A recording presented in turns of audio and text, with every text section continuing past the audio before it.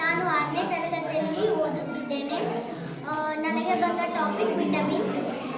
ನಾನು ಮೊದಲು ಮಾನವನ ದೇಹ ಸದ್ಗುಣವಾಗಿರಲು ಅನೇಕ ತರಕಾರಿ, ಫ್ರೂಟ್ಸ್, ವೆಜಿಟೇಬಲ್ಸ್ ಮತ್ತು ಹಾಲು, ಮೊಸರು ಇತ್ಯಾದಿ ಬೇಕಾಗ್ತದೆ.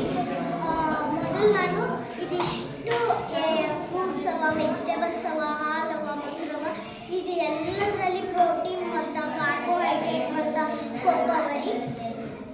ಫಸ್ಟ್ ನಾನು ವಿಟಮಿನ್ ಎ, ಇದರಲ್ಲಿ ಏನೇನು ಬರ್ತಾವೆ egg, butter, papaya, carrot, milk, cabbage ಇವೆಲ್ಲ ತಿನ್ಬೇಕು. ನಮಗೆ ದೇಹದಲ್ಲಿ ಇವೆಲ್ಲ ಕಡಿಮೆ ಇತ್ತಂದ್ರೆ ನಮಗೆ ರಾತ್ರಿ ಕುಡಿತನ ಒಂದು ರೋಗ ಬರ್ತದ್ರಿ.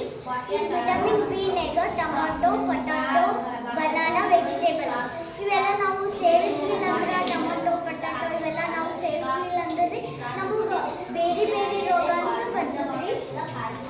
ವಿಟಮಿನ್ ಸಿ, ಇದ್ರೊಳಗೆ ಗೋವಾ, ಟೊಮಾಟೊ, ಆರೆಂಜ್, ಲೆಮನ್,